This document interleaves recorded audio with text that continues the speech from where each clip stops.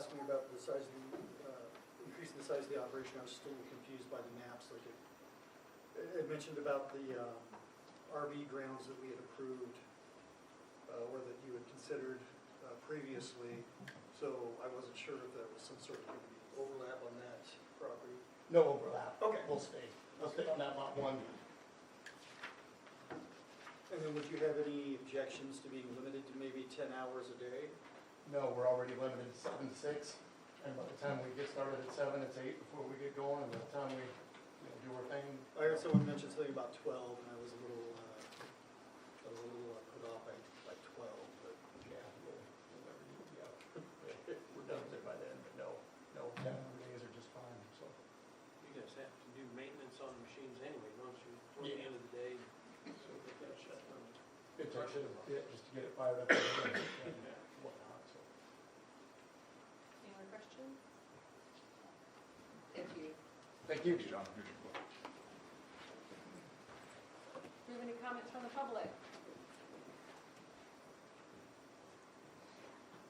Go back.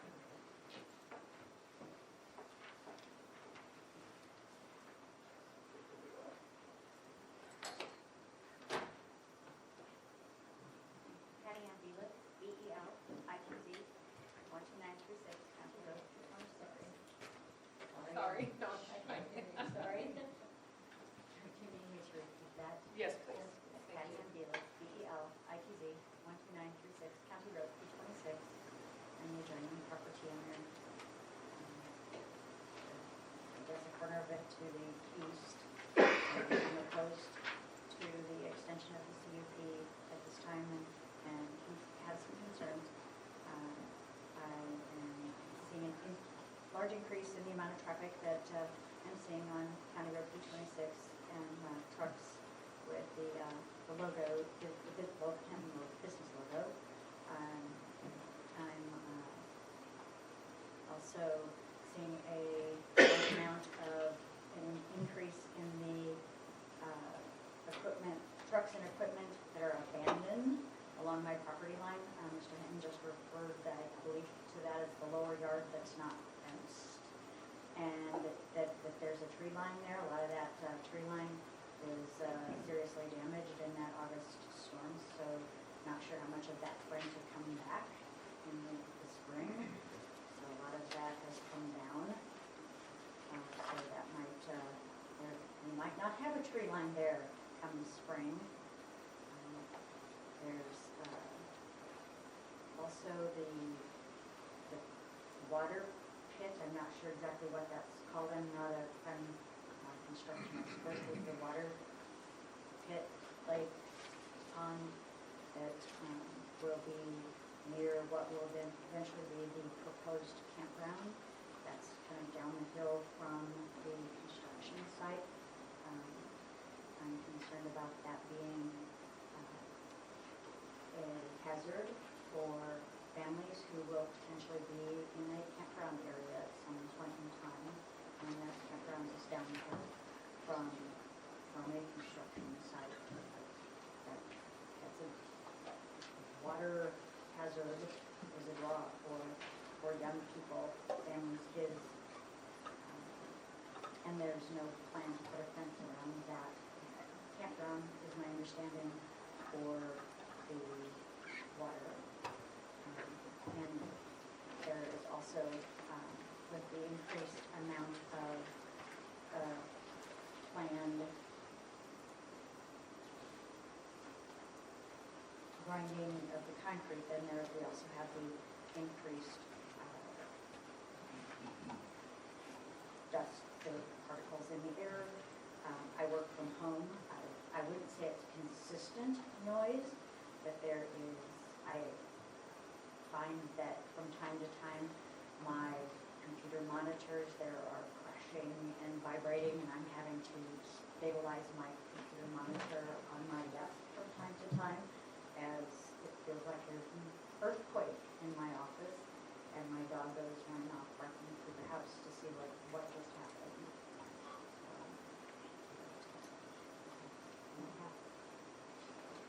Thank you. Thank you. Thank you.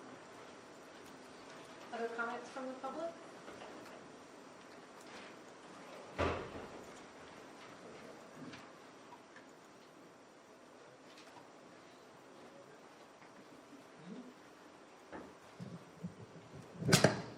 You can just hold it. Can I hold? Sure. Bonnie Wolf, WULF, 1572 Colfax Street. I just want to say that in September, I was doing some work for Hinton's outside, and I was there about 4 hours, and they were crushing, and I couldn't hear a thing. And I didn't know they were even crushing until Donna pulled up and said, "How can you be doing this? It's dusty." And I'm like, it hasn't bothered me, and I was painting, so. And they're the closest one there. So I don't think there's a problem there at all. Thank you.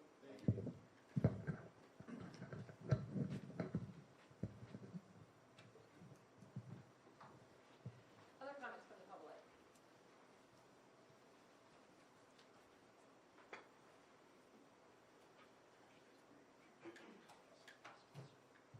I think you're happy as well, so where, tell me where. Pretty close. Pretty close. Thank you. Or you can hold it too. Hey. Christina Barta, BARTA 12861, County Road 26. Like, Even closer. oh, really? Okay. All right. Sorry. That's good, we hear you. Yeah. All right, so the problems have nothing to do with a borrow pit or contractor yard. The use in the 400 hours are for an industrial construction, demolition, waste recycling facility for asphalt and concrete crushing that they were only able to start in 2016 after they privately purchased the 34-acre tax lot number 17 upon the death of Joanne Carroll, promising to keep it ag and undeveloped and only for their Hinton trenching needs. Concrete and asphalt recycling is considered an industrial use, not a permitted use or a CUP exception for the prior ag zone. Industrial use requires a rezone for it to be valid land use according to Nebraska Planning Association. A non-conforming extension only applies to the borough pit and not to industrial recycling. The application in front of you has no request for the concrete and asphalt on it and no site map. The location map doesn't substitute for a site map. Borough pit processing is defined as processing of materials extracted on site, not man-made products brought in from extraneous sources. Vote yes if you want to go against Blair's comprehensive plan, if you want spot zoning, if you want no buffer between industry and private acreages with horses, or between industrial and an RV subdivision. Vote yes for a 54% increase in use over the 2025 log, or a double of days of what you thought was okay in 2016. Vote yes for industrial by land your housing advisory committee deemed to be perfect for residential housing. Vote yes to treat neighbors who owned homes and soon RV park people as second-class citizens, as John had publicly stated at the hearings in 2018 and 2025 that he knows he'll have to move when Southern Ridge and Hills get developed. So when Fancy Pants houses get built further away, the use is not okay, but it's okay for next to us right now. Our ground is adjacent with no buffer, no highway in between, and the retaining wall does not help. Vote yes to open vistas of industry along Blair's scenic byway and the Lincoln Historic Highway if you move the Welcome to Blair sign to the new city limits. Vote yes to traffic safety issues with expanded use of a driveway that's really hard to see from the south grade and only 390 feet from Southern Hills subdivision highway access. Would you want to listen to boom, screech, metallic jackhammer noises, and dumper trucks bang, bang, banging between 7 a.m. and 6 p.m., and no limits on Saturdays or Sundays either? So expanded hours mean they can carry work over into the weekends as needed, I guess. Would you like to feel the vibrations of side dumpers going up and down your road, or like Patty Ann's house when it shakes especially large dumper loads, that the RVs will also vibrate to as that industry moves down that hill? Do you want to smell the industrial equipment diesel exhaust or feel the grit in your eyes or nose when you go out on your own property? These are all considered nuisances, so vote yes if you want to ignore nuisance laws. There are no buffers, there are no setbacks, the stockpiles and equipment go right up to the fence line. It was a nice self-promotional video, but I live in a reality of having a 9-year industrial facility pushed onto our homes, and I mean, would you want or expect the city to put that by you if industrial isn't on the map? Vote yes if you don't care about our property values. I stood here in 2016, 2018, 2025, and today, and over stated the obvious, yet somehow going against your own land use ordinances is still being pushed for expansion today. 10 years through 2035 doesn't seem like the word limited. I also did bring the City of Blair zoning regulations that are highlighted, so they're easier to see if you want to review the ag exceptions in the CUP, and also the Nebraska Planning Handbook, second edition, 2025. And some highlights if you'd like to look at that, and the state statutes. There was also at the Planning Commission, they said that the lighting was not facing toward the adjacent properties, but I did print off some photos of the nice bright lights that actually shine directly into the adjacent bedroom windows, and a lovely one that I see out my kitchen window if I look out at that industrial facility out my kitchen window. I know that Metzgers also have bright lights facing directly to their bedrooms. All right. If you want to look at if you could find industrial use in ag zoning, I can find it. The borough pits in it, but borough pits are not considered. Yeah, I've highlighted things so it's faster to look through. Does anybody want to see? You can see the pictures, right? If I just hold them up, right? And yeah, one day of being in an area is not the same as living by it 365. Thank you. Have I done? All done? Thank you. Yeah. Oh, that's all right. I'd like to make a motion to enter into place on file information regarding the report presented by Christina Barda. We Second. have a motion and a second to place on file the information presented to us by Christina Barda. Please register your vote. We're going to go to the board this time. Okay.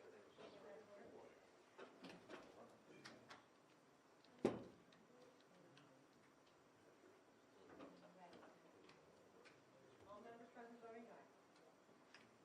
Motion passes. Any other comments from the public? In the back.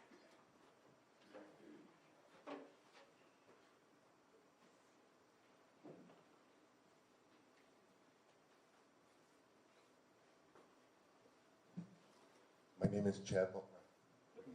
We got that one? Okay. My name is Chad Miltner, address 2930 South 159. My last name is spelled M-I-L-T-N-E-R. Thank you. You're welcome. I guess I've got one question here. I mean, I've got an interest in some land here that I was looking to develop, but, you know, you drive in, and I come from Elkhorn originally, okay? We had a rock crusher. It sat on Dodge Street for years. It was away from town, away from everybody, okay? But my question is, this has been going on for 9 years. Do we have all the permits? Has anyone ever verified? I mean, I just want to know that this city's looking out after everybody's interest. And I get that it's a good thing, but it might not be in the right place. So those are my comments. I don't know if we've done our research enough to make a vote tonight. You know, I mean, we want to make sure that everything's legal. So, thank you. Thank you. Other comments from the public?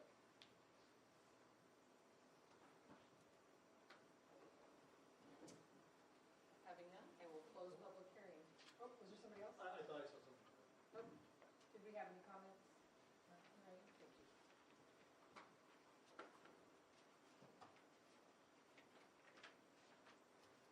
Council, how would you like to proceed?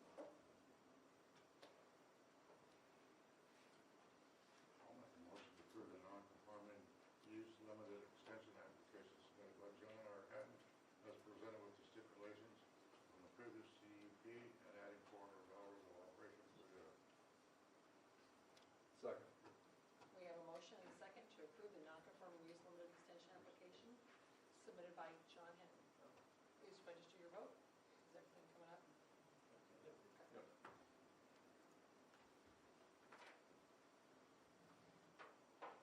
All council members present voting aye. Motion passes.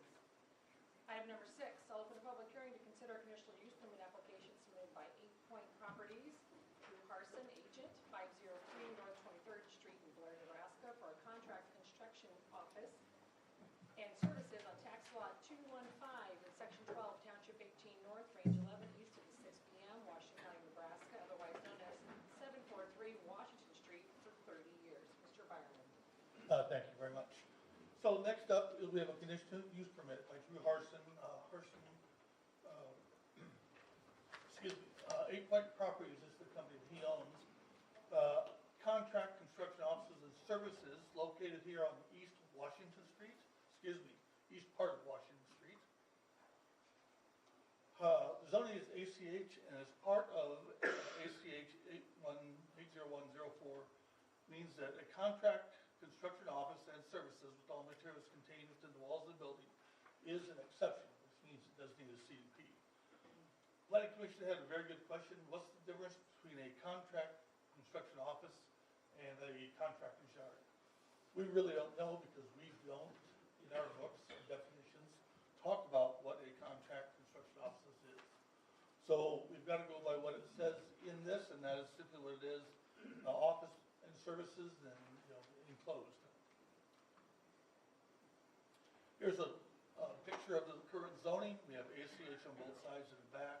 Across the street, this is US 30. I believe that's Long's Tire. This is the mall down, or the Family Fair, Ace Hardware, Dollar General. Looking towards this direction here, you see the Ace Hardware, the original building, and the building he was working on. Mr. Harson did apply for a building permit to add on to this building. At the time, I told him he's probably going to need a CUP. Unfortunately, I did not follow up with that until later on as he's finishing construction. When I told him that he's definitely going to need a CUP for this, even though he started, he went to the proper paperwork, and then we proceeded from there. Shows the fencing here. This is the right-of-way in front. They've been doing work on construction on the contract, on the concrete. Again, we can see the back sides of Ace Hardware there. This, in location of downtown, shows where the location is here. Of course, we get down to 10th Street and everything, bypass on this area there. Another view from up above, here is his property in here. Everybody kind of shares the front drive there. And a photo looking west on US 30. And again, here is his area here, Long's over there. With that, any questions for staff on this? Will that still be accessible, that front, from coming like from Hardware Hank there? Let me get into, I'm trying to see where the actual property line ends. As we zoom in here, Aaron, can you get to the GIS real quick? I mean, if it's his property, if the frontage is his property, it's up to him to do what he wants. If it's right of way, then of course, it's open to everybody.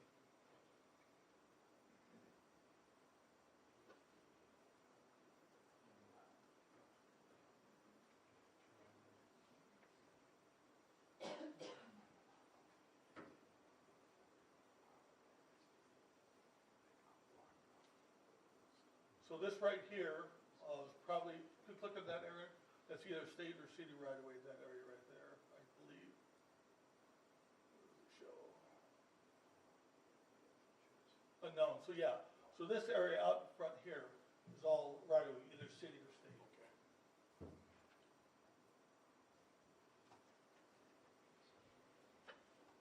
Any other questions for staff? Thank you. Thank you. Any comments from the public? Applicant? Good evening. Good evening. Drew Harson, Harsin, 503 North 23rd Street. So I purchased the property you guys see there in April of '25. It was a deteriorating building to begin with and has since gained a new life. Immediately began to clean up the property, and once I had a plan put together, I applied for my building permits, 3 of them. One for the fence, one to remodel the existing building, and one to add on. All permits were approved and work began. Received a phone call from Byerman shortly thereafter, to which he mentioned the idea of filing for a conditional use permit. After explaining my plans for the building in that space, he told me that I quote, "What I'm doing is legal, but it would be more legal if I filed for a conditional use permit." In my head, if what I'm doing is legal, I'm not going to jump through hoops to be more So I continued to work on the property, and in early December of '25, passed all my inspections and have since been signed off on. On December 9th, after my final inspections, received an email from Byerman telling me that I was going to be required to file for a CUP due to my recent expansions and improvements, which were all permitted.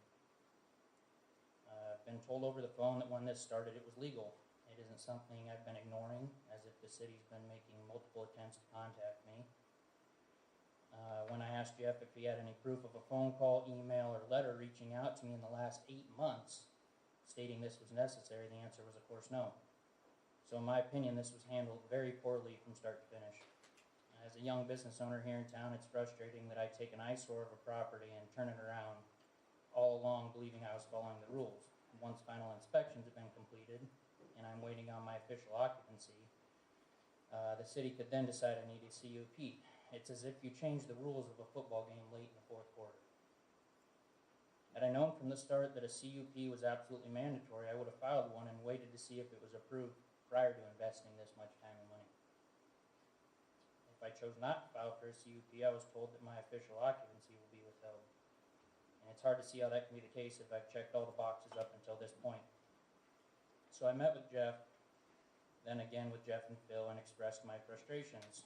When asked what my options are, it didn't appear that I had any other than to pay the conditional use fee and leave my investment and livelihood up to a vote, which is why I'm here tonight.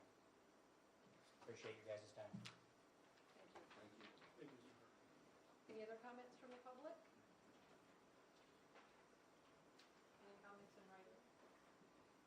Thank you. I will close public hearing. I'll make a motion to approve the conditional use permit application submitted by 8 Point Properties, Drew Harson, as presented for 30 years. Second. We have a motion and a second to approve the conditional use permit. Please register your vote. All council members present voting aye. Motion passes.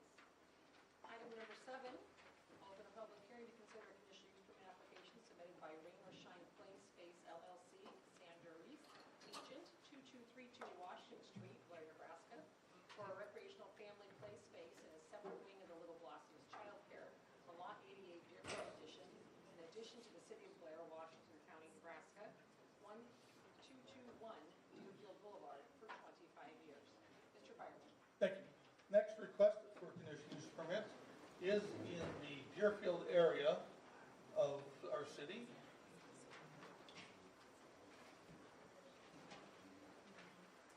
Up in the northern part of the city. Rain or Shine Play Space LLC is the applicant for the CUP. This is a separate entity than the current daycare that's on the next part of the building. Zoning is RMH, multifamily residential high density. An exception for this is required because it is a, as you can read here, public or quasi-use of an educational, recreational, religious type. Again, this is a separate entity than the Little Blossoms Child Care and Preschool. Let's go back to the CUP application. Child Center Preschool. Right here is the property there, surrounded by both by RML, RMH on this side, and RM. There's quite a bit of zoning in that area.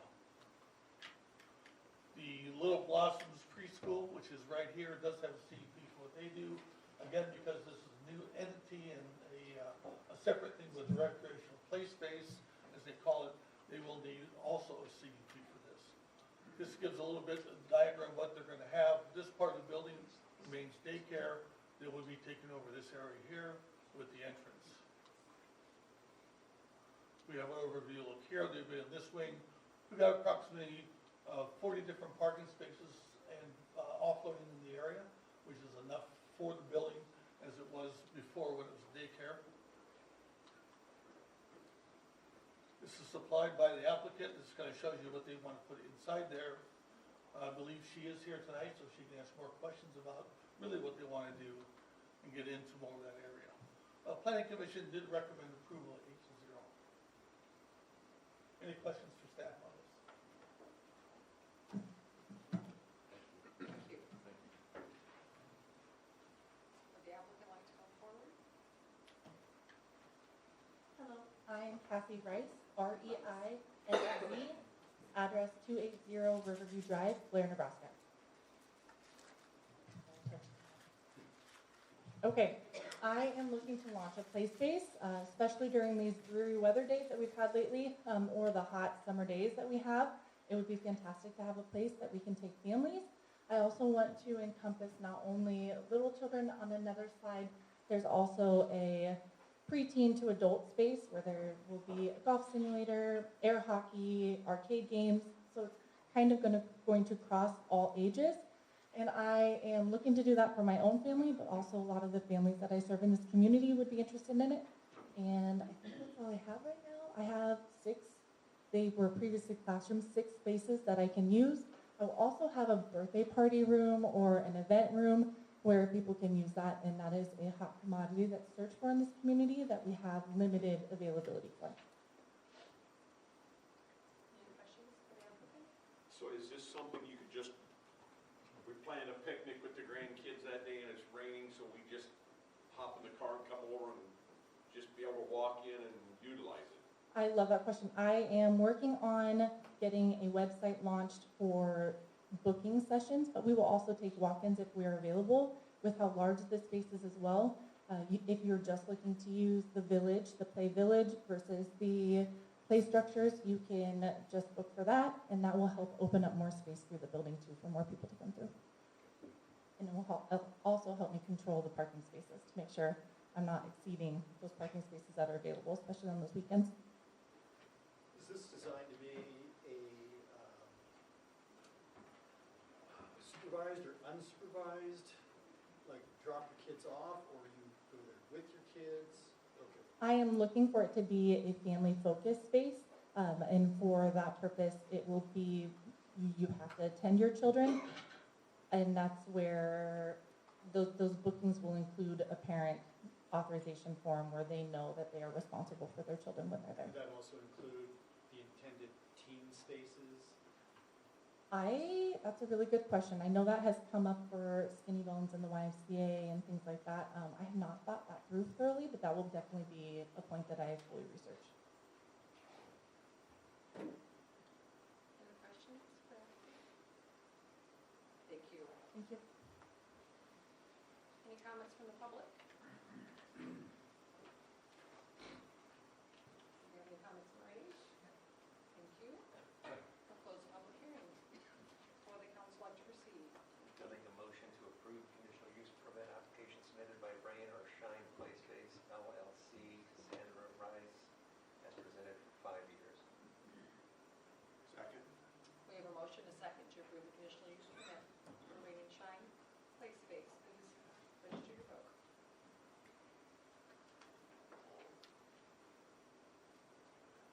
All council members present voting aye. Motion passes. Item number 8, I'll open a public hearing to consider a rezone application submitted by Easter Seals, Nebraska, Donald O. Hine, agent, 12565 West Center Road, Omaha, Nebraska, for a PUD 1, general PUD, district overlay located on tax lot 80, Transformation Hill addition, on addition to the city of Blair, and tax lot 208 and tax lot 209 in section 10, township 18 north, range 11 east of the 6 p.m., all in Washington County, Nebraska. Mr. Byron. Thank you. This will be your last zoning issue for action for tonight. And it is the PUD, which is the planned unit development, which is basically the same as the rezone, but it's an overlay that will be placed upon the 3 different lots there. This is on the western edge of the city of Blair, off north of 91. Currently, the zoning is RL, low density residential, and RM, residential medium density. This PUD also takes overlay of a section of Transformation Hill. There's currently a PUD right now, pending development on Transformation Hill. This one is being put in place to cover the 2 lower lots that is not included, plus the lot on top of that. This one would take precedence probably over the earlier one. Really not a lot of difference in the earlier PUD from the Transformation Hill as far as a lot of different parking and such. It's just that the earlier PUD did not cover the 2 tax lots below Transformation Hill. I'll show you that in a little bit. This overlay will allow development of a traditional summer camp, and I believe Mr. Heine is here to explain more of what that is later. Experience for the people with disabilities, and also serve, as you can read right there, as a area that can be used for maybe some corporate or social purposes if needed. We have addressed all the different parking issues through the matrix of actual drivers versus campers, and I have a copy of that too. When we look at a building, like a large building, the parking is per square foot or number of users and stuff like this. Easter Seals is kind of unique because they're going to have a lot of kids there, but none of them are going to be drivers. They'll be taken by bus or taking the camp earlier on. Drive will mainly come from maybe visitors or the camp staffers. Planning Commission did recommend approval 8-0 for this. So you can see what we're talking about. Right now, this is the top tax lot 80, which is RM. And down here we have RL. This is the Easter Seals campuses. They have bought the properties now. It's a little bit better view of that. We have the downtown, or excuse me, the houses over on this area. There's the old track right there. This is the old data campus. This is their plan. Kind of got to look sideways a little bit. This would be the north of here. Of course, here's the what we call, I guess we'll be looking that way. This is Highway 91 right this off that area. This is part of the old dorms for the Dana campus. So we get a little better areas that break this up. Okay, so I've broken that up and we have two different north halves here. Bottom half, Highway 91. This will be the entrance to the Easter Seals with the PUD. This is the horse barn, we get into parking, different buildings, camper buildings, and lake here. As we get to the upper half of what we showed you the plat before, we see a private road onto the old Dana campus here. They have plans for this area up here with the hills, but again, we'll have parking through there. All roads within this PUD, within this area will be private, but there will be access. I believe they plan on having possibly a gate, different accesses for emergency responders and different equipment. This is the long big matrix that we talked about before. Again, we talked about the Grand Hall, and as they put down there, functional occupancy 350. Really, when it comes down to campers, it's a lot less than that. We've looked over the matrix. It makes sense. It works. But it has to be like this PUD's planned unit development, because we don't want to change all of our parking rules, because that would have to be changed for the entire city. The nice advantage of the PUD, the planned unit development, is this overlay encompasses only Easter Seals and only with the boundaries that were shown before.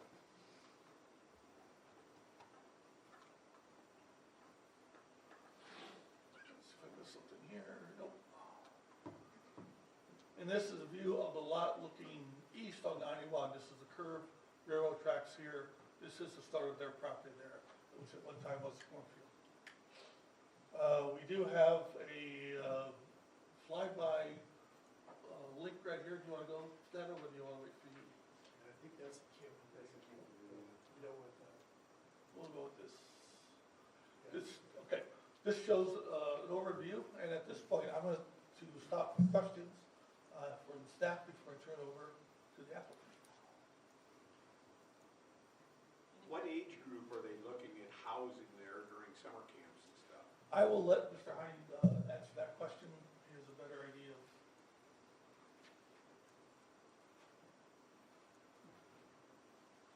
Any questions from the council as far as the PUD and what it does? We don't see them all that often, so. Thank you. Thank you.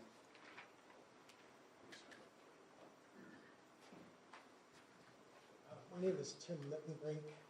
That's Mettenbrink. My address is 2306 South 105th Street, Omaha, Nebraska. I'm a strategic advisor with the loan company, and I've been engaged with Easter Seals for about the last 5 years in their planning for acquisition and development of the camp. I want to take just a moment and thank all the staff who is here tonight. They've engaged with us over the years. Tons of meetings, walked around the bramble out there with us and helped make some decisions. Much appreciated, guys. Also, back in November, we had a neighbor meeting We drew a boundary significantly larger than the one that is applied for the public hearing. I think we invited 78 families or owners. We had a very substantial turnout, and frankly, there were no negative comments or questions, obviously. And then we've subsequently engaged with the neighboring properties, particularly on Creechy Drive and to the west along Highway 91 regarding trees, fence, those kind of things, and then also the access off of Highway 91, which we'll share with the Dunnings along the west. So with that, I'll tell you just really quickly, I'm going to try to respect your agenda here tonight and the time. Easter Seals is about a 100-year-old organization. The Nebraska organization is an affiliate of the National Easter Seals program. Their entire mission is based on assisting people with disabilities. There is no age restriction on any of that in terms of the people that they serve. Camp became a big part of the Easter Seals program nationally back in the 30s. And actually, Easter Seals Nebraska had a camp out by Milford for quite a while. Burlington Northern had a derailment, and they contaminated the property, and so they were unable to use it. They've been nomads ever since. And their clientele for their camps are people with no limit on their abilities, which means it's a highly disabled environment. Physically, some mental disabilities, some health disabilities. This particular camp is planned for 100 kids, adults in wheelchairs.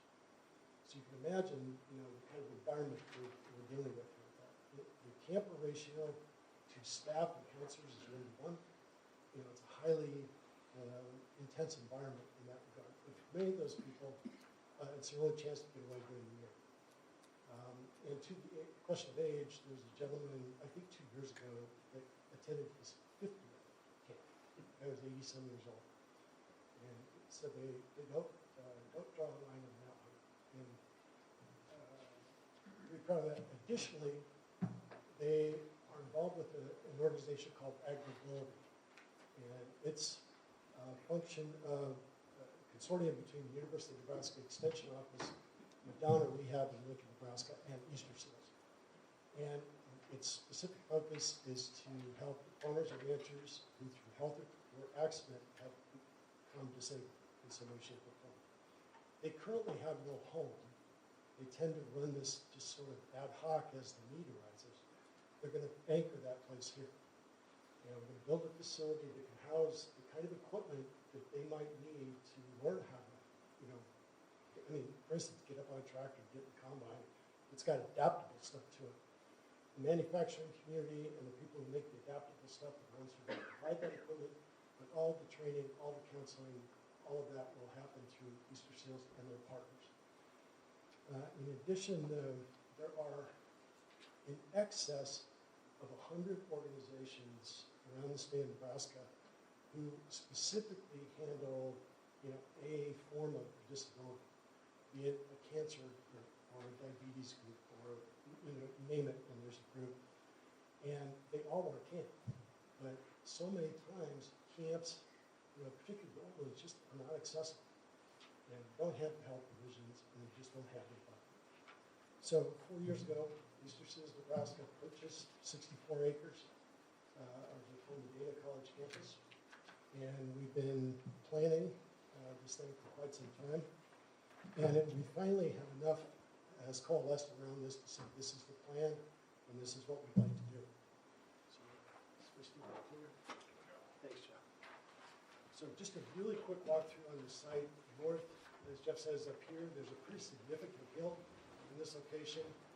This, where the former practice field is fairly flat, and then this is a really significant and heavily wooded slope that comes down to an area that was cropped most recently. There's a fairly significant drainage that comes off of Blackout Nyhart Park, runs right through the property, a lot of trees, really wonderful environment.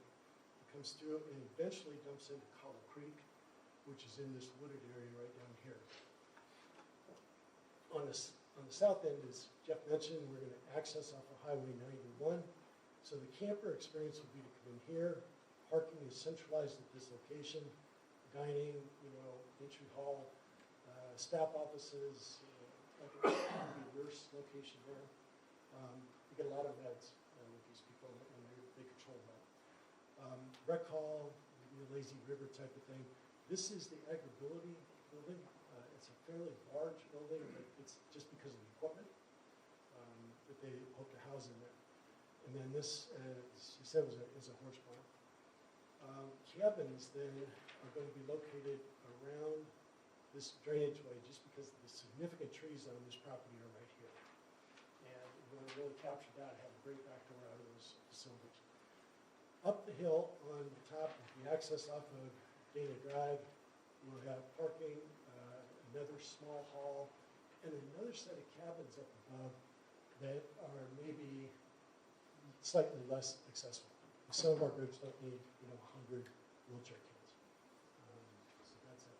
The camp runs typically all summer long. We'll have partners that will come in and be part of that along the way. So as we said, underlying zoning is RLRM, and zoning is meant to sort of talk about use, development standards, and parking. And in our case, the uses, we wanted to identify them. So we went beyond the charitable organization uses, and we actually listed everything that we intend to do on the site. So it's a very clear picture about what's going to happen up there. The underlying development standards, we conform to everything in that list, except for asking for one height exception for the agribility group. And the other except is parking. And as you can imagine, these buildings, when somebody adds them all up, it's almost 2,000 cars to be required on the site. We think the functional need is about 200. We've got staff housing that we want to take care of. We've got some use up on the hill that may take place from the down the hills for the use, and then drop off and that type of thing. And then the agribility people during the week. These are typically week-long camps, so there's a drop-off Saturday, Sunday, and there's a pickup on Friday.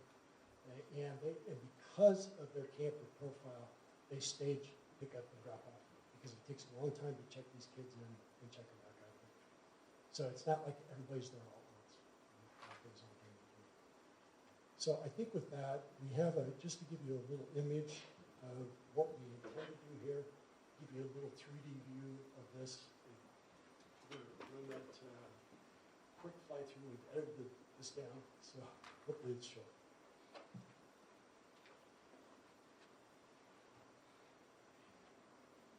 This is entering on the south.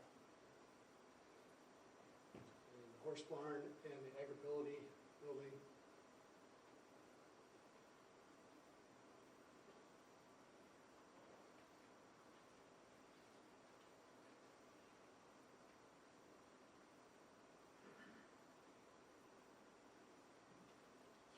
And this would be the rec building, main dining hall check-in. All the south parking is here. This is the drainage way, comes in from Nyhart. I'm going to do this while it's flying. We're going to build a small lake that is partially being funded by the NRD to become sediment and an outlet control basin to maybe help stop the scour in Hobble Creek. And so we'll take all of our water, all of our delta from the runoff, all of Nyhart's water, and we'll clean it up, slow it down before it gets cold.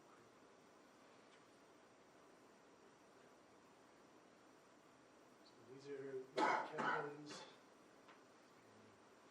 This is going up the hill now. The practice field's up above. Looking due north.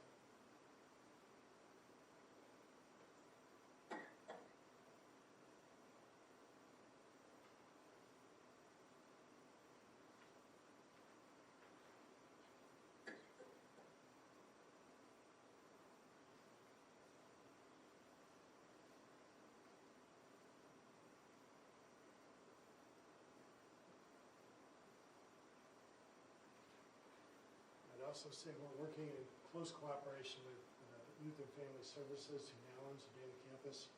In fact, Chris was in my office today, and we were going through some details on things. It's a great working relationship, and we're really excited about some of the collaborative things we're going to be able to do together to utilize his facilities and his facilities.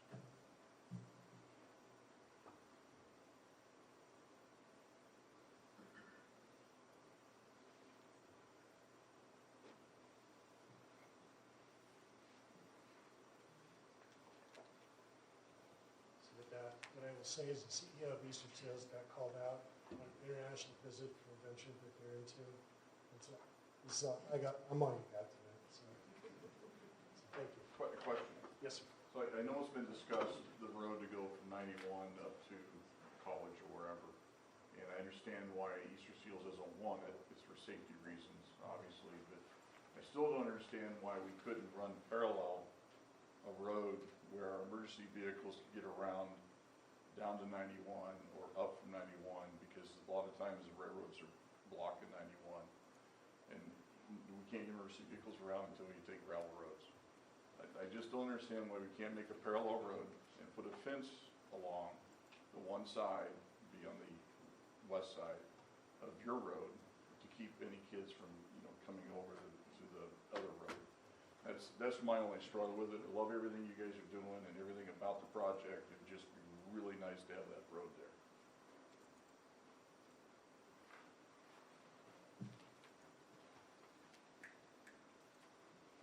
Any questions for the applicant? Thank you. Thank you. Thank you. Any comments from the public?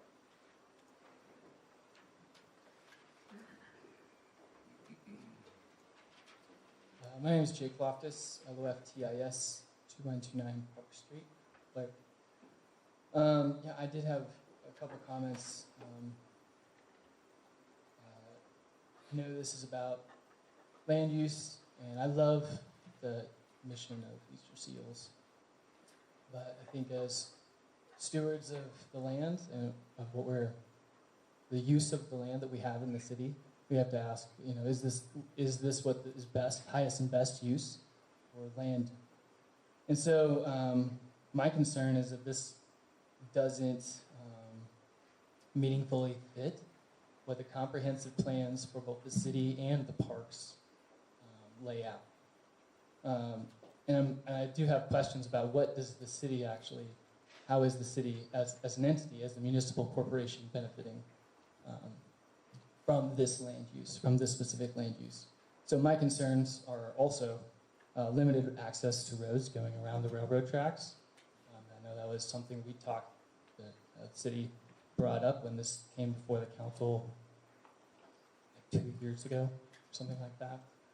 And it doesn't really look like it's there. And they're going to be private roads.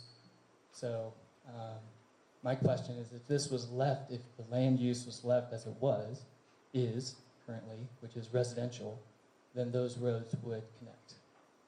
That would give us exactly what we're asking for. There's a way around 91 when the trains block it. There was one blocking it just a couple weeks ago. So that's a concern of mine. It also, this land borders like a high-value park. The comprehensive plan for the whole county lists only three recreational facilities in the county. Soda Bend, which is annoyingly on the other side of the river, Boyer Chutes, and Black Elk National Park. And this borders a really high value asset to the city and to the county. Which brings me to the next point. This land use won't be producing value in the form of property taxes, at least not much, on a very limited basis, as it's a nonprofit. There may be some that they can collect from things that they rent out. That may allow some property taxes, I think, but I'm not a tax expert, but I know they won't have to pay much in property taxes. Around a high-value park where I think people would want to live, I would love to live with that as my backyard. And the other thing that wasn't brought up, but is in the comprehensive plan, is trail access. And this doesn't show any trail access. I did read in the comments that there was a possibility of allowing it to go around the south side, which I just wanted to bring up. That'll basically double the distance. I just got on GIS and measured it, and the plan where we already have an easement is about 2,000 feet, which guesstimation has a $200,000 line trail. This would make it about 4,000 feet. And we'd have to go around the creek bank, which is going to involve stabilizing that, added costs, or you have to build a bridge to go around the south side. Additionally, probably 10 different landowners. You'd have to get easements from about 10 different people to go around on the south if you were going to not cross that creek. Another thing this doesn't really comply with is it provides no housing. And housing is one of the things that in our comprehensive plan and a lot of the things that we talk about is that we need housing. This is land that I think would be better used as housing. Leaving it as zoned as residential housing, I think, is a better use, mainly because the opportunity costs. Once this is built there, if we pull up a map, you can see that this is the next step of developable land moving west. If you look at how the watersheds flow, this is right where we need to go for easily developable land, where we don't have to pay to pump sewage through pipes. This is the next step to move west out of town, and this will be sitting right there. So those are my takes on why I think that this would be better as residential, giving us road access, trail access to the park, and tax revenue. Thank you. Any other comments from the public?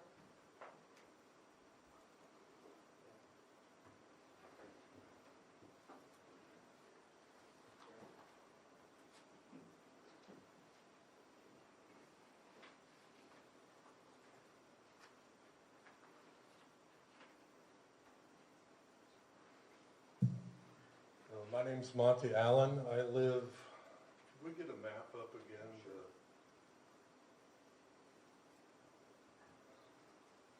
I live on Krejci Drive. I'm one of I border this property. Mr. Allen, would you spell your last name and state your address? Monty Allen, A-L-L-E-N, Thank you. 2872 Krejci Boulevard. Thank you. I'm the last house right there. So my question is, this map doesn't show it. The map that is on your website,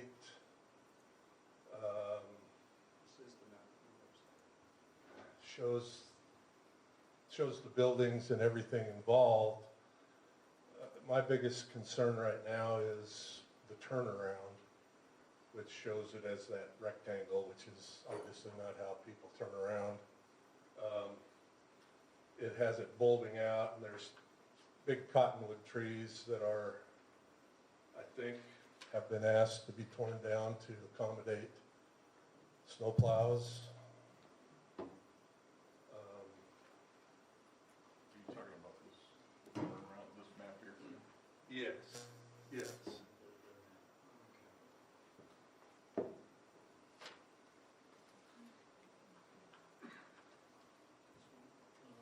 Thompson. That was helpful to find this on the website. This guy knows me pretty well. I'm kind of nosy when I see him out there. And I've gone out there and walked, to see where things are, because obviously I'm concerned. So now we have this big kind of bulb of a turnaround, and I think the city asked them to cut down. There's about 4 big cottonwoods right now, which I have a love-hate relationship. If you've lived near a cottonwood tree, you know what I mean. But when you look at, it's a little off scale maybe, well, it's not. I'm concerned about, those trees are, besides being really old big trees, help block noise, and that's my concern. One of them is, there's the lake, kids make a lot of noise when they play in the water. Is there going to be enough trees that get replanted? What's the city's design, or how do I want to say it? What's going to be the surface of that turnaround? Right now it's broken asphalt and dirt and rocks and whatever the kids drag up. because this little spot, let me walk over here. There's a clicker there if you want to use the pointer. Okay, The very top button is a laser pointer. I'm a pretty low-tech guy here. There you go. Here. Good job. We kind of take care of that property right now, because the old Krejci, here, came through here, still does. Now there's a gate across here, the cable. But this has always just been weeds. We mow it about every 2 to 3 weeks, because the weeds get so bad. I want to know what's going to happen here. Is the city going to take care of that? Or am I, or Easter Seals? It's on the other side of the fence from Easter Seals. So I'm just kind of curious how that's going to shake out and what the surface of that turnaround will be.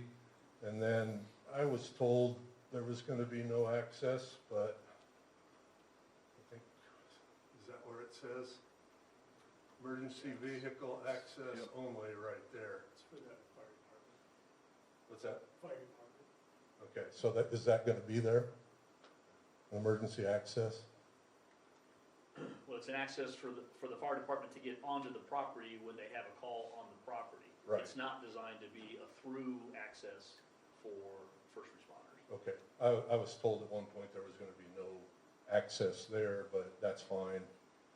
I understand that, you might have to move that fire hydrant, I don't know. But because the lake is so close right there and kids make a lot of racket, I'm hoping that in the scope of things that noise has been thought of, because we're going to be impacted by it pretty heavily. Even though it's just a summer camp, but when you're retired, you're in your house a little more than working. But that's kind of what my concerns are, is what's going to happen, are those trees coming down, and who's going to take care of that? Because once you disturb soil, weeds grow. And obviously it was a new subdivision, the weeds have grown. Like I say, we mow it. The area behind Krejci, there's the old trail that's still there. They left about 10 or 15 feet that I think Angel Share owns between the trail and our back property lines. And I don't know who's supposed to take care of that. One of my neighbors gets his riding mower and tackles it every week, and we do our edge, but just kind of concerned at what's going to happen with areas like that. That's about it.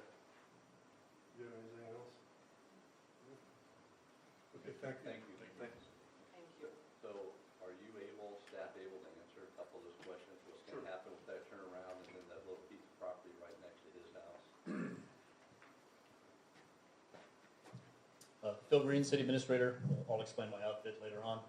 But just to answer this question here, I think the way it's designed right now is most of that's going to be on Easter Seals property. My understanding, Tim, is that you're going to have a fence around the cul-de-sac. So it's really there for a turnaround for people that would happen to be on that street, snowplow equipment and things like that. It would be a standard turnaround cul-de-sac that we would require to have constructed there. So it'd be hard surfaced, either concrete or asphalt. I think their plan was to have a fence along there so that you couldn't drive through, other than again those emergency vehicles. Would that include the little? So anything else that would be on their property would be maintained by them. And just like with any property, especially when you're nearby residential houses, we'd expect it to, if it's turf, to be continue to be mowed, to be well maintained. If they decided to put bushes there or trees or something like that, that could be a decision that they would make in conjunction with some of the neighbors maybe. Maybe it wouldn't be a bad idea to throw in a few trees. More trees, the better. Yeah. Less to mow. So. Thank you. Any other comments from the public?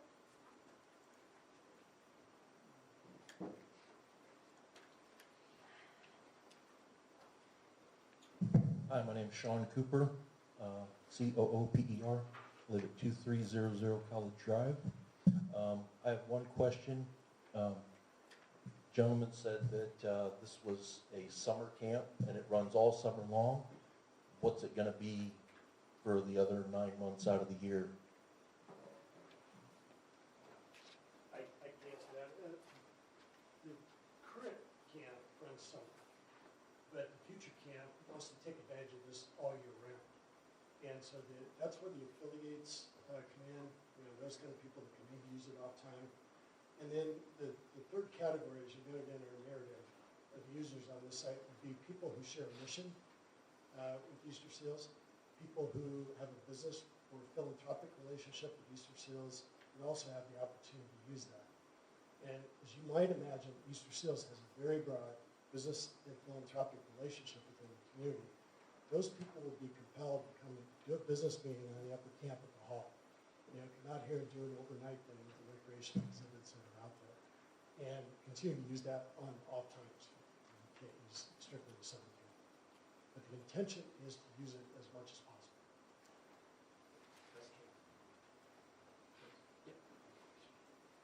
I did have one other question. You said that there were no age limits on the people that were there.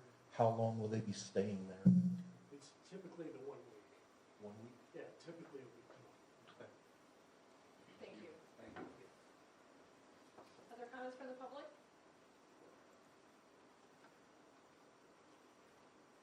Anybody have any comments in writing? I will close the public hearing.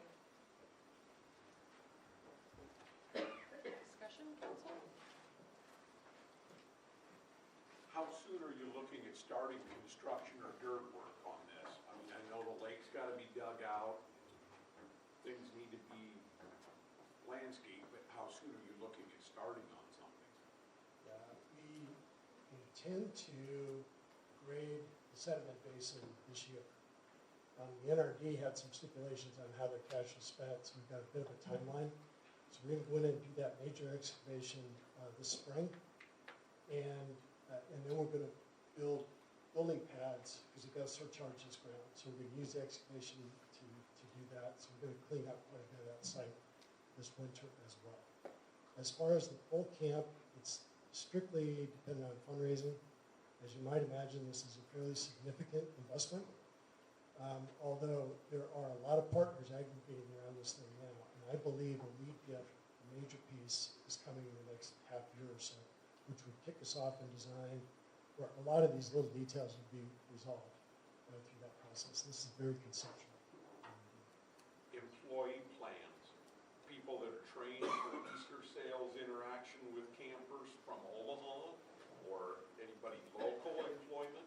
Yeah, the largest part of the camper profile is young females, you know, typically college, and they're probably in a degree program that is health related, you know, psychology, PT, nursing, whatever it is. There's a broad segment of the educational community that can value themselves from being around this camp. And Dr. Patrick had a lunch with Dr. Gold at the university, who pledged full-on support for the learning community at the University of Nebraska-Lincoln to get all of those components involved as part of this, because it's a learning environment. You know, you've got everything that shows up at this camp. I hope it's soon. Thank you. Council want to proceed?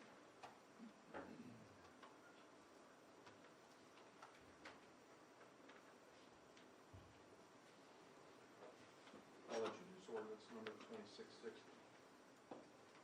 An ordinance amending the official zoning map of the city of Blair by establishing an overlay district under section 103 PUD plan unit development district of the city of Blair zoning regulations to establish the land use standards that will be permitted on tax lot 80, commercial Mission Hill. Addition to the city of Blair tax lot 208, tax lot 209, section 10, township 18 road, range 11 east to 16 along Washington County, Nebraska, fulfilling all ordinance parts of the complex area, providing essential ordinance shall be in full force effect and published in pamphlet form. I move the statutory rule regarding reading on 3 different days be suspended for consideration of said ordinance. Second. Question? The question for the council is, shall the statutory rule requiring reading on 3 different days be suspended? Please register your vote.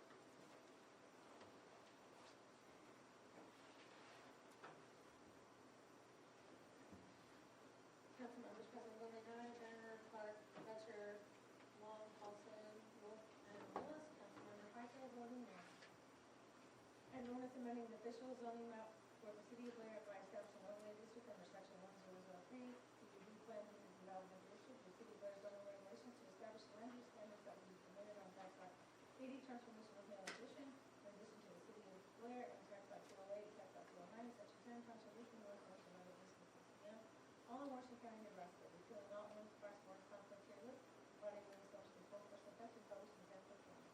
I move final passage of ordinance 2660. Second. Question. Question now before the council is ordinance number 2660 be passed and adopted. Please register your vote.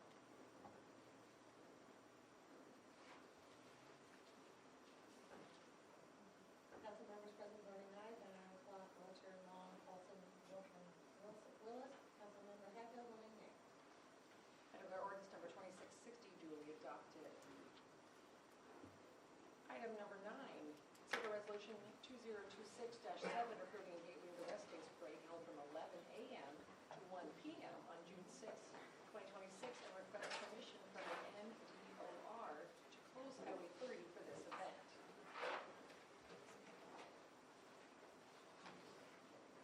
Ms. Ferguson? Ford?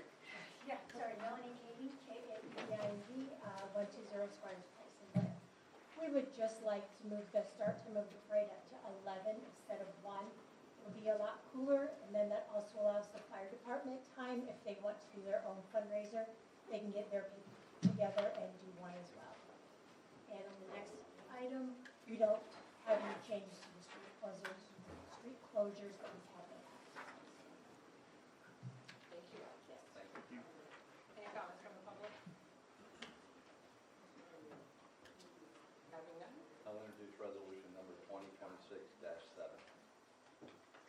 Resolution number 2026-7 was introduced by Councilmember Willis, approving the Gateway to the West Days Parade held from 11 a.m. to 1 p.m. on June 6, 2026, and request permission from NDOR to close Highway 30 for this event.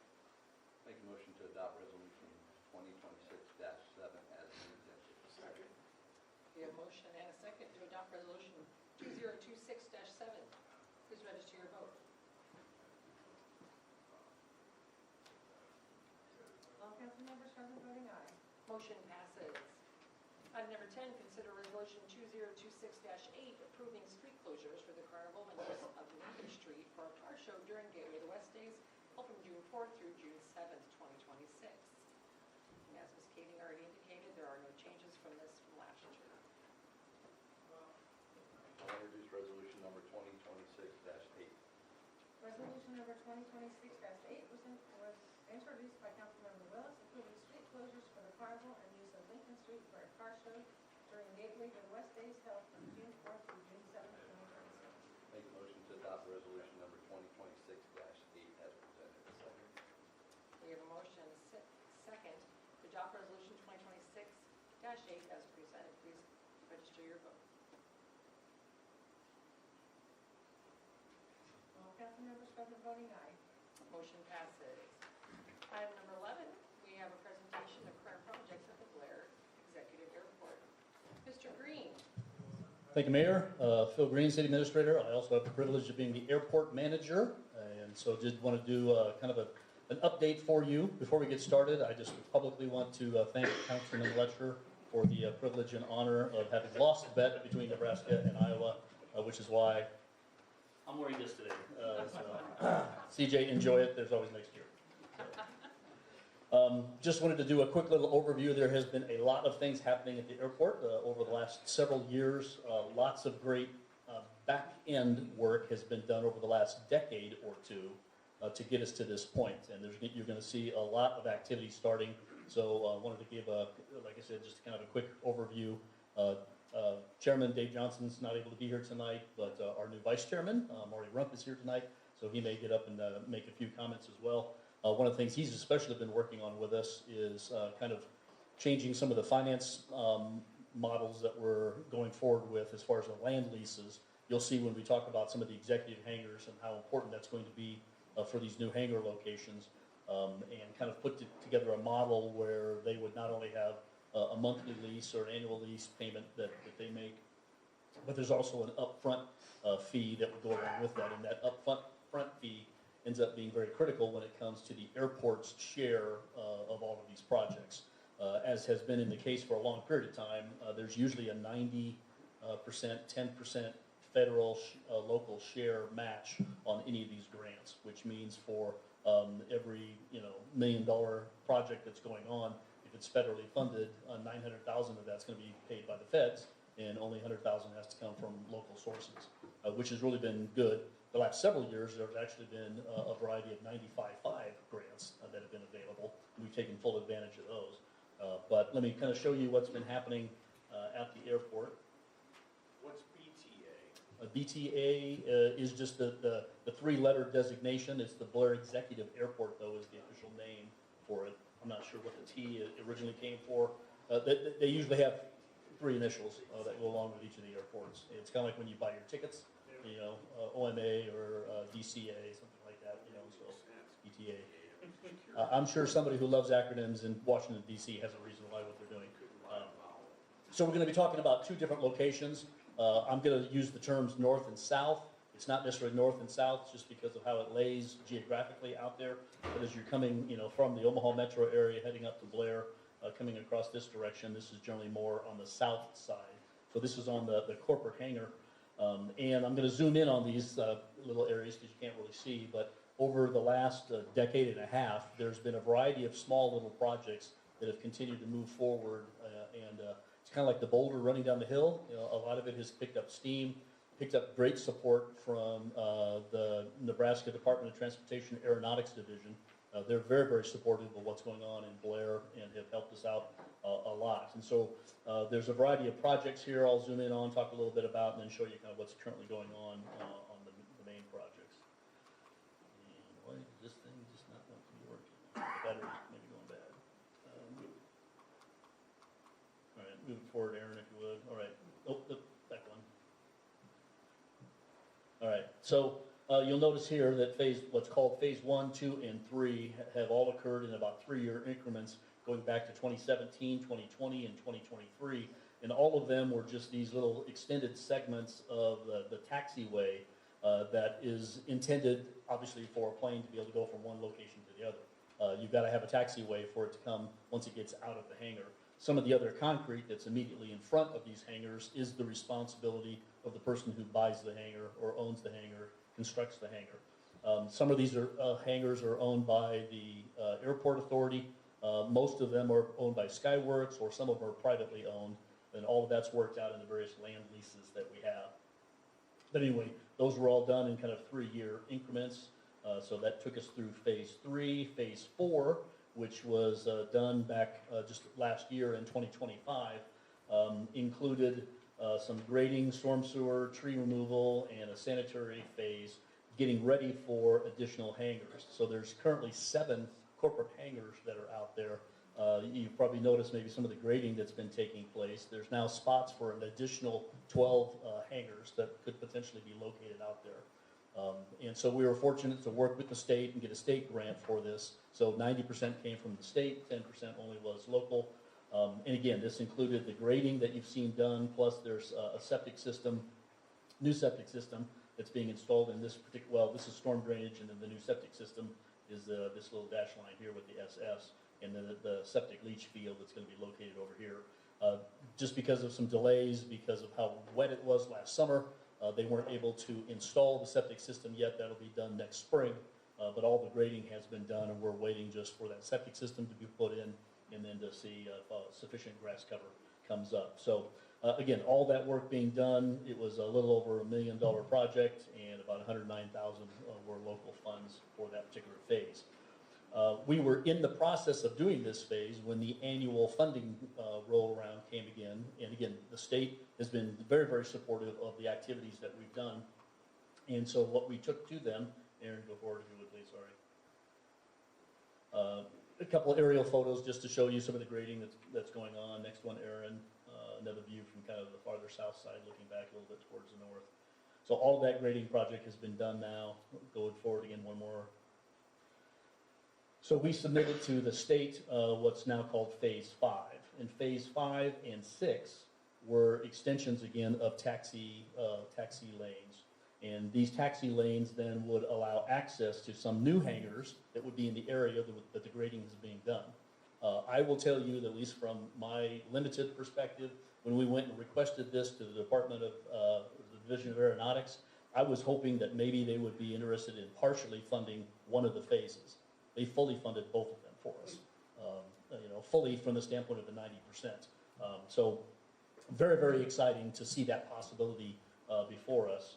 So what they're looking at doing is, since the grading's already done, it would be this piece in kind of in the peach here and then in the blue. But this begins to open up, obviously with the blue here, access to these 4 hangar structures. And so this red outline kind of shows you the area that could now be improved because of this support. Going on to the next page, shows us what the costs are. Yeah, every once in a while it works, so just be prepared to help out. But this is the engineer's cost estimate. We have not gone out for bid for this yet, but this has been approved as far as a funding project from the state. And their estimate of both phase 5 and phase 6, which is the 2 different taxi lane areas there, total cost of about $820,000. Again, 90% of that covered by the state, and so we're looking at just $82,000. But that $82,000 is divided out between 6 to 8 different hangars, and so back to that, what that land lease is able to do for us. By charging an upfront fee, it's able to cover 100% of our 10% local match, and so therefore it really frees up the airport authority to be moving forward as quickly as what the market wants to do. We've got individuals from Skyworks here tonight. They might want to talk a little bit even too, just about kind of the interest that they're seeing in the market for some of this expansion. So all of this plays in, though, to the fact that the runway is also being expanded, and that is heightening the interest in the market area for the Blair Airport. Sorry, Aaron, board. All right, this is part of the airport layout plan. There's a lot of details that are on these plans, but it just begins to show a little bit. Begins to show a little bit of the expansion of the runway. As soon as I get my clicker back, you can see kind of the gray right in the middle. That's the existing runway. It's a 4,200-foot runway by 100 feet wide. It's proposed to go to 5,500 feet, but by doing that, we had to relocate. Sir, we had to relocate the county road. So this is current runway, current end of the runway. Here's where the extension is going to go. There's a parallel taxiway then that would go along with that for planes to be able to get off and taxi back.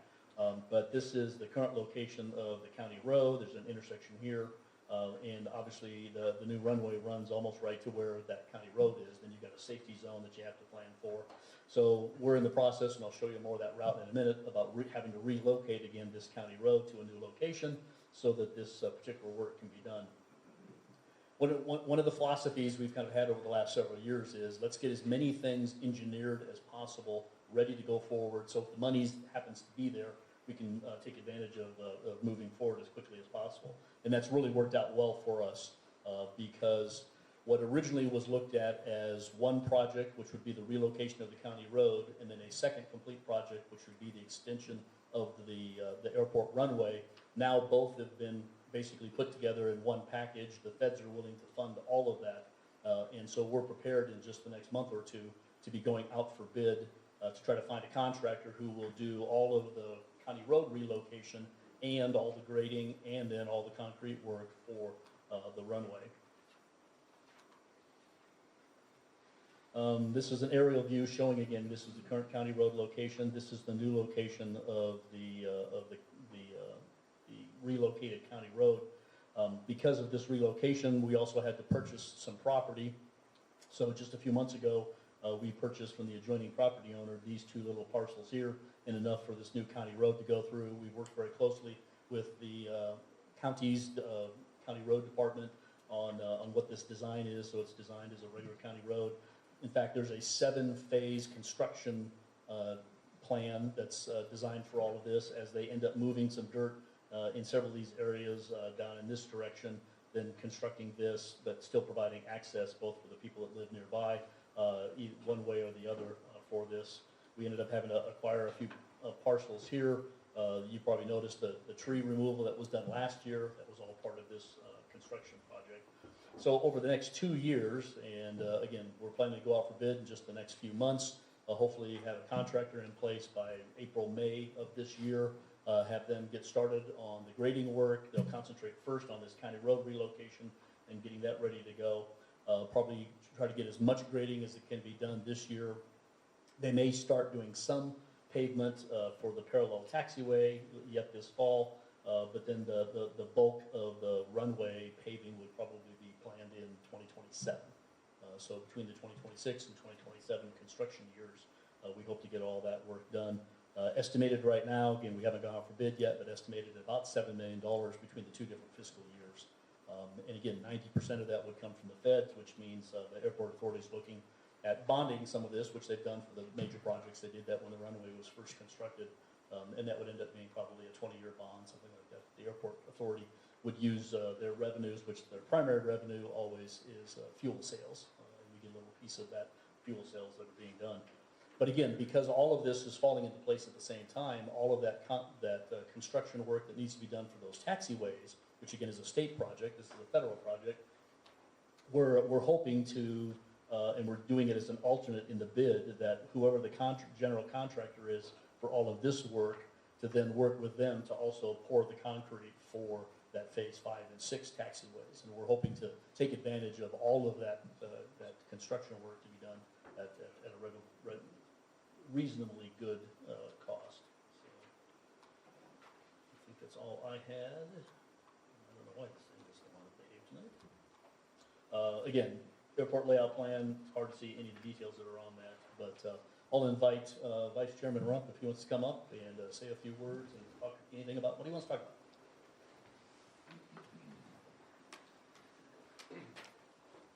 Yeah, thanks, Bill. Thanks, everybody.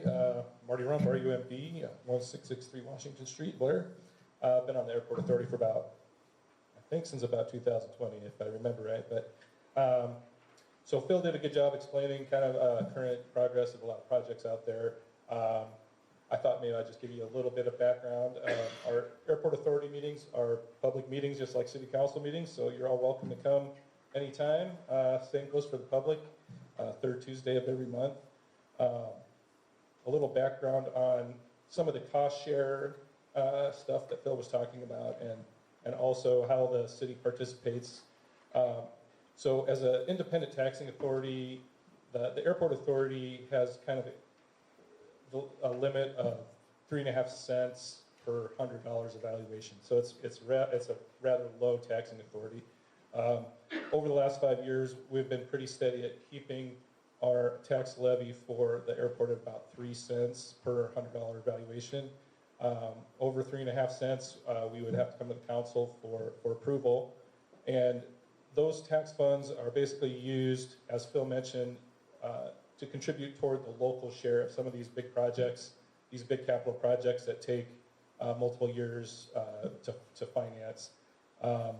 Anytime we're getting 90 cents on the dollar on a project, we look at it very seriously as an investment in the infrastructure for the whole city of Blair. You know, even if you're not using this airport personally, there's a lot of kind of hidden benefits that people may not know about. There was a study done by the State Department of Aeronautics way back in 2020 that estimated the economic impact of the Blair Airport at $5.7 million annually. And that was before a lot of this development, a lot of the new hangars, and a lot of the new investment. So a lot of that economic impact comes not just from operations at the airport, but from, I guess, ancillary activities from the construction crews that are out there working, even the guy snowplowing out there. They calculated it was equivalent to about 69 full-time positions is the impact of the airport. And it's also kind of a checklist item for companies, industries that would be looking to locate in Blair, just like a hospital would be, or a port, or a rail yard. Certain companies require access for their equipment, their planes, and making some of these improvements at the airport puts us on that checklist for that sort of thing. So it's an investment not just for the people that have hangars out there. It's a kind of investment for everybody in the city of Blair. So I just wanted to kind of emphasize that. The federal aid that comes to these projects is directed from a fund called the Airport Improvement Fund. So it's coming from, that money basically is coming from the aviation industry itself.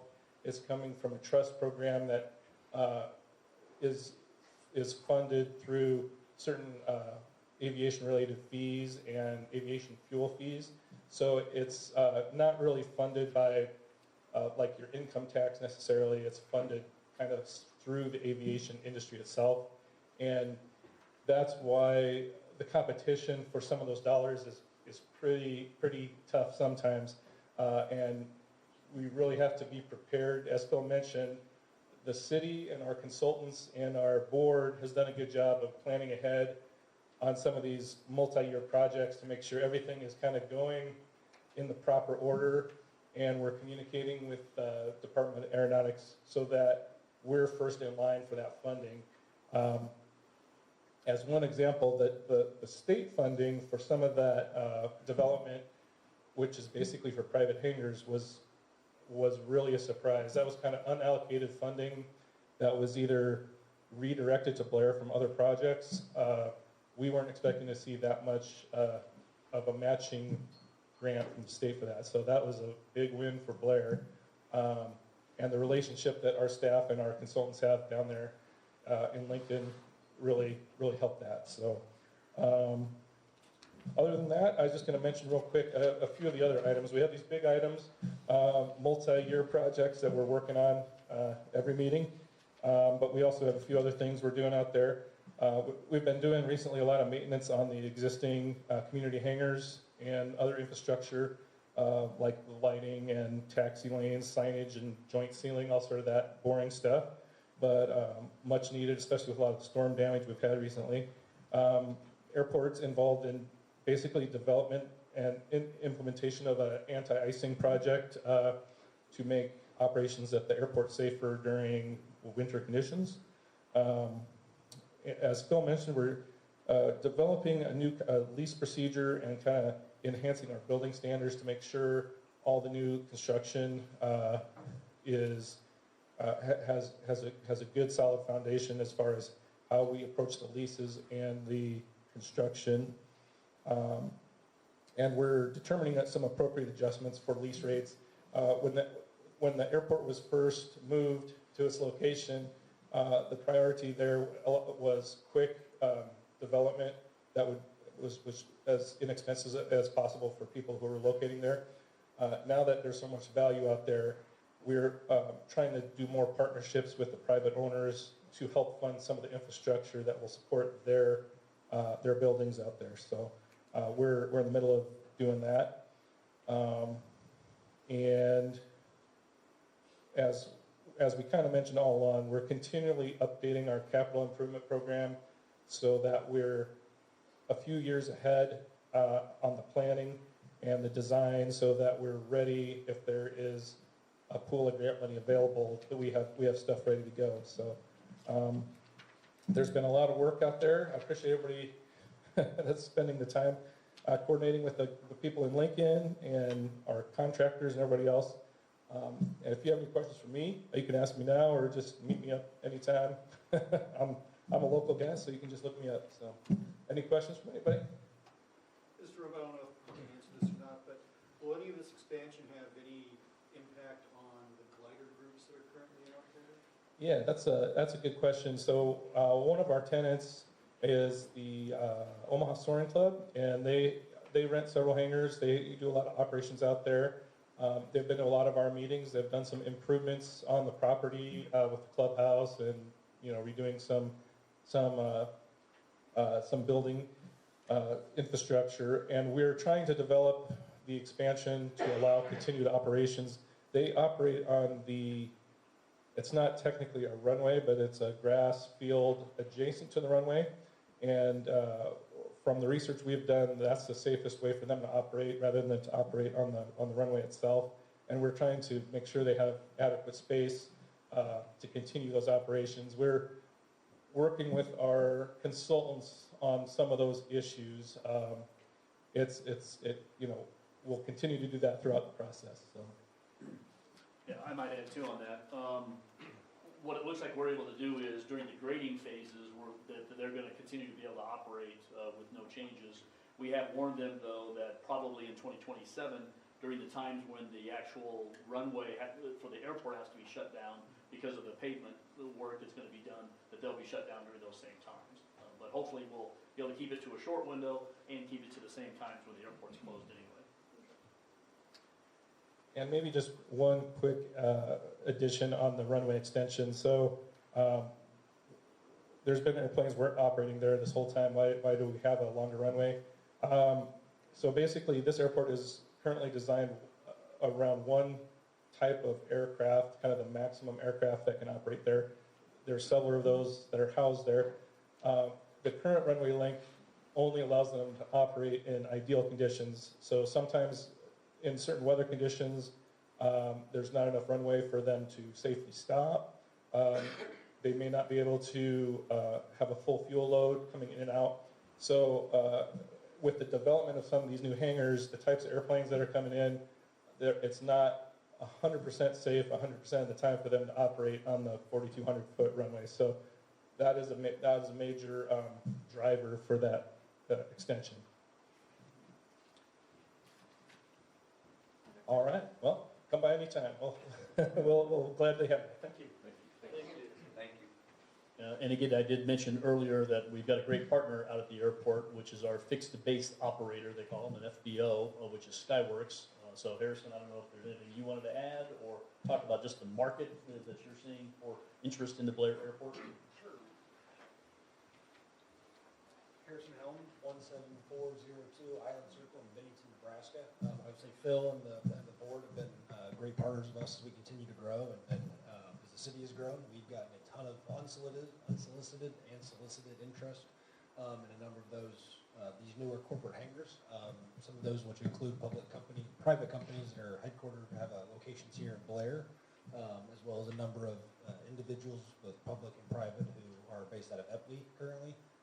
Given the Southwest and United and larger traffic there, they like the convenience of a quieter airport, but also the convenience of being able to hop on 680 and head down to Omaha or north to Blair or anywhere else. So we're excited about the growth, and we thank Phil and his team for the continued partnership. So any questions from you guys? Thank you. Thank you. Thank you. Number 12, consider resolution 2026-09, approving the purchase of a wide format printer for access systems for the Blair Public Library from donated funds. Mr. White. Good evening. This is a super exciting one. I'm talking about a printer for the library. This is something that Wendy and I have talked about for a while. Essentially, what we would like to do is to purchase a wide format printer. I have a picture of it on the PowerPoint.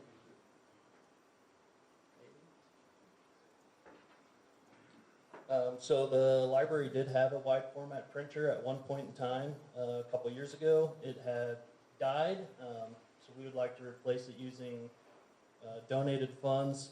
This printer would be used for patrons to be able to do things like banners, blueprints, things like that. It also has a scanner incorporated into it, and it is very similar to the previous model that we had at the library. So the staff is used to it.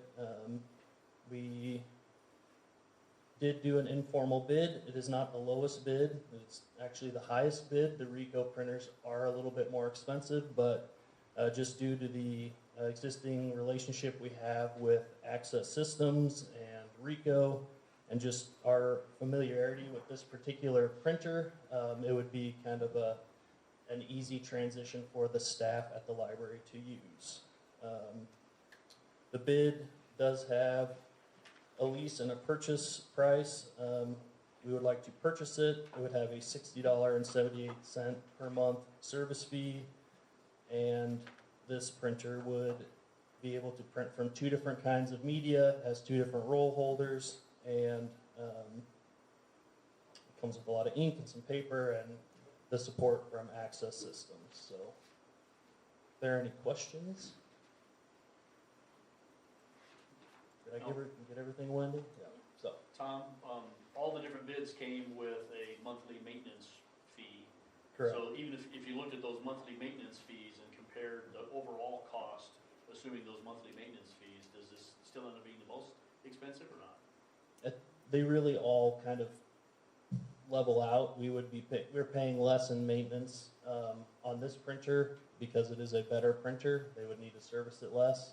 The other printers could have a higher monthly service fee, and over the course of the life of a printer like this, which is about 5 years, it all kind of equals out. So. All right, thank you. Thank you. Thank you.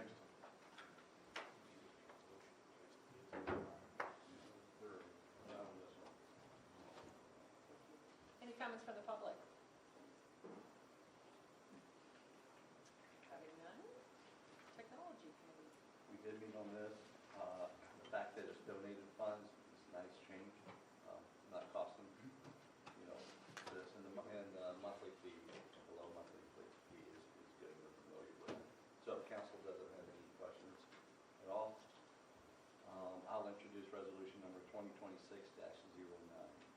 Resolution number 2026-09 was introduced by Councilmember Willis, approving the purchase of a wide format printer from Access Systems for the Blair Public Library from donated funds.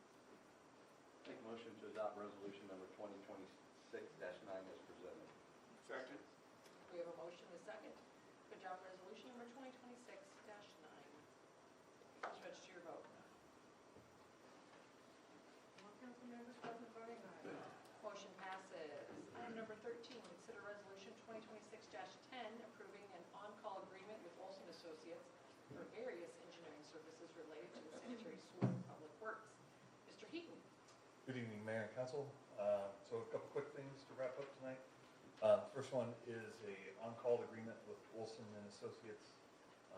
We did a similar thing last year where same basic framework, $100,000 limit, basically an on-call agreement with them for just kind of odd job, one-off engineering needs that we need primarily on the sanitary sewers, what Olson has helped us with. Right now I don't have any planned projects to tap this agreement, but as we did a year ago, we're going to add into this that any one individual agreement over $10,000 will come back to the council for additional approval. So these monies are all budgeted in the wastewater fund out of professional services or engineering services. And again, will just be used if we come to a need that we need an engineer to review something or sign off on something.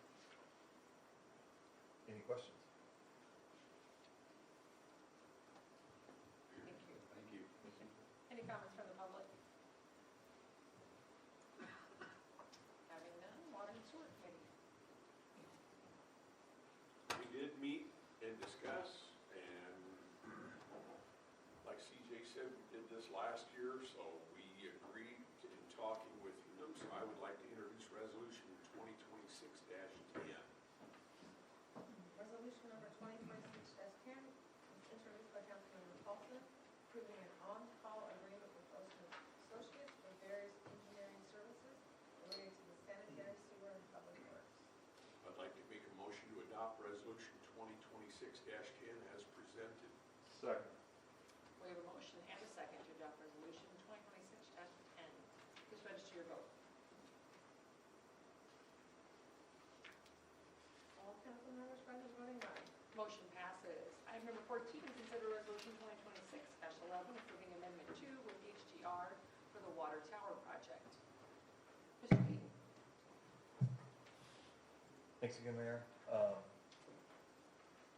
So yeah, before you right now is an amendment with HDR to help us review additional potential sites for the water tower. I know at the last meeting we discussed the water tower. The direction from the council was to go back to the drawing board and come back with some better solutions. So that's what we're working on. HDR, we've started to kind of narrow down a few sites to focus on. Where we're having HDR kind of evaluate some of those sites, get some appraisals, initial surveys, and then just feasibility overall. So that's all that we're looking at approving tonight. We haven't really zeroed in on any particular site over another. And they're scattered from in town to almost all the way down to Fort Calhoun and everywhere in between. So we're kind of reopening the whole playbook, if you will, and taking a good look at this.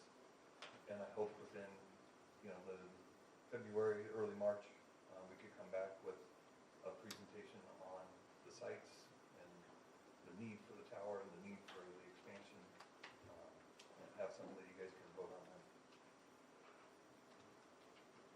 Any questions? Thank you.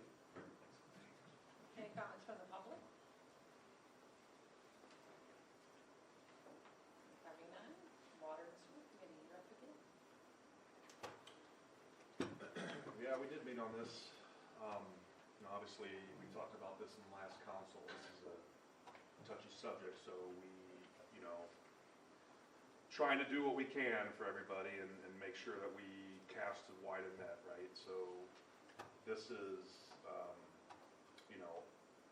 city staff coming back saying, hey, we need an amendment to, have HDR look for more of these sites. So really, that's all that we're talking about here is just a request for, an amendment to our existing agreement with HDR. So if there's no questions, I'll introduce the resolution 2026-11. Resolution number 2026-11 was introduced by Councilmember Letcher, approving amendment 2 with HDR for the water tower project. Motion to adopt resolution 2026-11 as presented. We have a motion and a second to adopt resolution number 2026-11. Please register your vote. All council members present voting aye. Motion passes.